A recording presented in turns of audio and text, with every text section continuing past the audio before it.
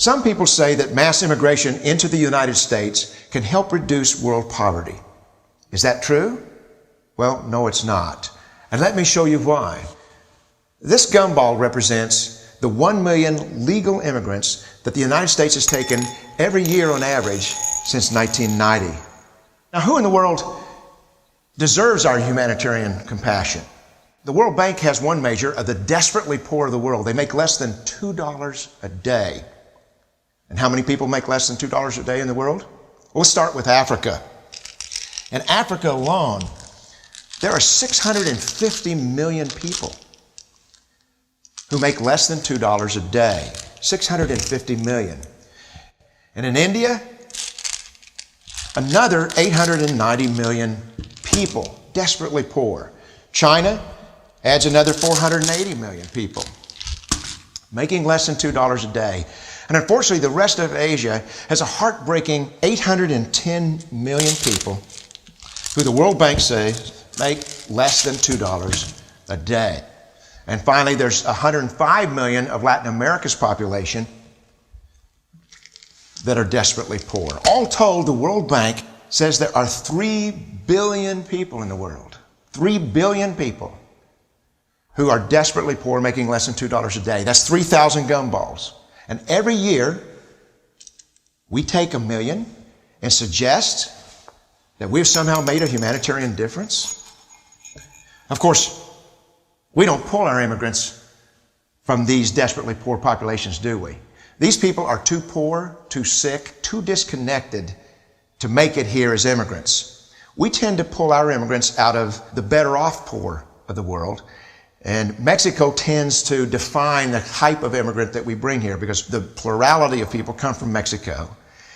And Mexico is poor. How many people in the world live in countries that have average incomes lower than that of Mexico? And the World Bank tells us that that number is these 3 billion plus another 2.6 billion people. 5.6 billion people in the world who live in countries with average incomes below that of Mexico. That's 5,600 gumballs. And so what is it that the elites are telling us? They're telling us that when we take this 1 million immigrants, that we somehow or another are tackling world poverty. And we have to do it regardless of the effect on our unemployed, the working poor, the most vulnerable members of our society, regardless of the effect on our natural resources. Even if we went by the most radical proposals in Washington, which are to actually double our immigration to 2 million a year,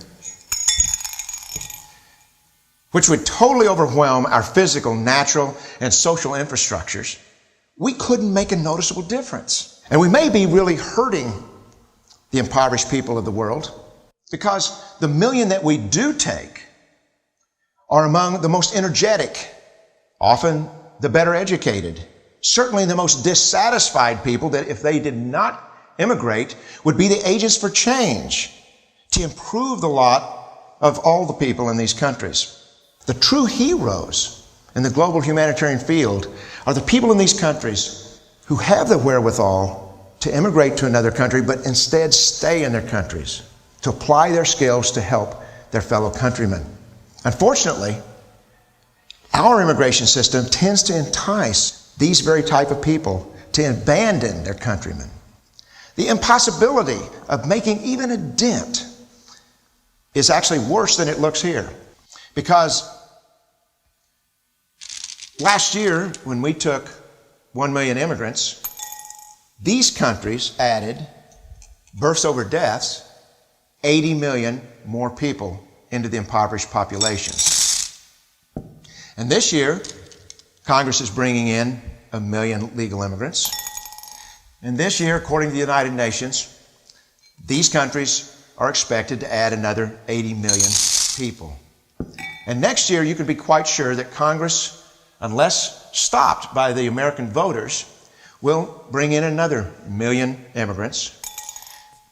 And these countries, unfortunately, will be adding another 80 million people. into these impoverished nations. We could take 5 million a year, but we'd never get ahead of what's happening in these countries. Not in this century. Don't you see?